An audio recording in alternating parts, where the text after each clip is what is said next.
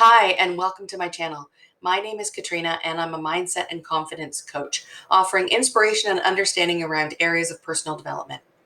The information that I deliver is designed to help you change the relationship that you have with yourself. My goal is to help you understand yourself and change how empowered you feel in your life.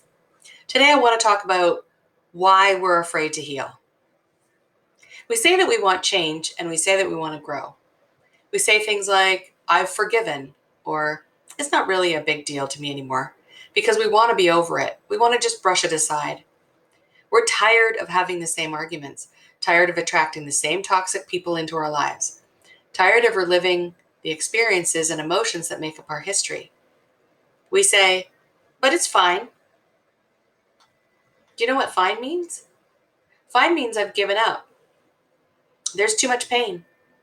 I'm going to keep a tight lid on all those emotions and just get by surviving. It's fine because we're afraid. The reality is that we're afraid to heal. Healing is uncomfortable and requires that we must face those things that we want to keep buried. The question is, what's greater? The fear of processing those emotions or staying stuck right where you are? Objection 1. It's going to hurt. You're scared to go there. I get it. Maybe it's been buried for a long time.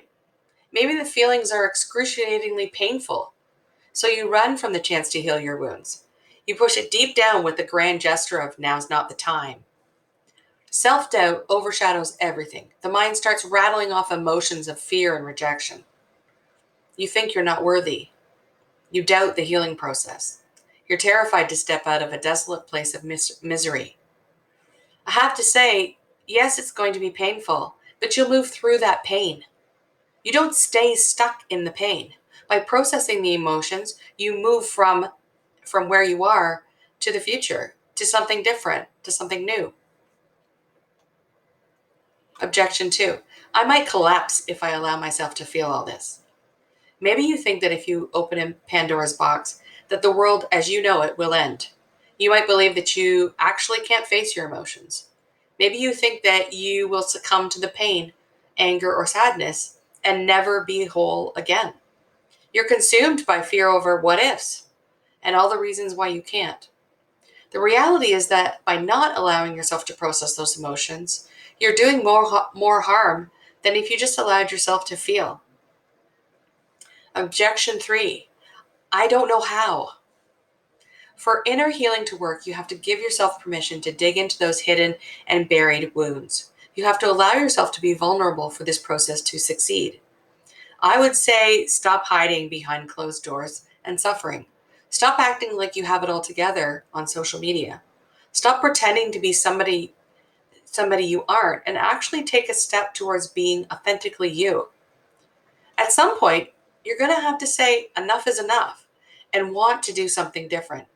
Spinning in a hamster wheel of repeated emotions sounds something like insanity and does nothing for progression. Objection, I don't know if we're at 3 or 4. I just need a one and done solution. Quit being convinced that somebody else knows you better than you know yourself. Quit thinking you need to rely on someone else to give you your answers. What you actually need to do is shut the world off, sit in silence, and listen to yourself. Listen to what you already know. Take a moment, create clarity, and feel.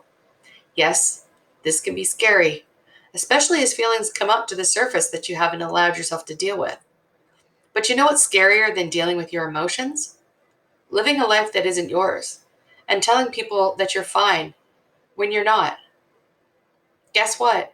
You will not succumb to this. You will not be overwhelmed by your emotions. But if you allow yourself to feel, to process, to reconcile, you might just open up a door to possibilities that you never knew existed. Objection 5. But if I let go and I'm not defined by these events, then who am I? No one wants to face this one.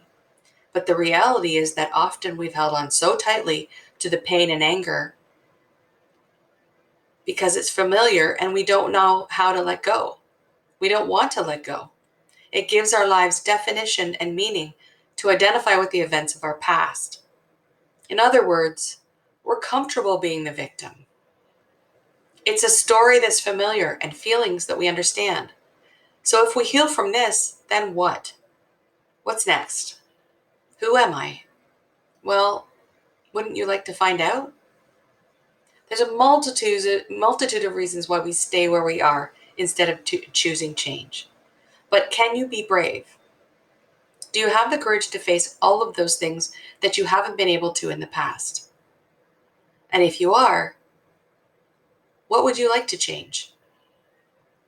So I'd just like to invite you to have a call with me. If this resonates with you and you're struggling with something, you can click the link in the description and that will take you to my booking site where we can have a call. That's free of charge. So I'd love to help you get unstuck. Take care. That's it for now. Bye.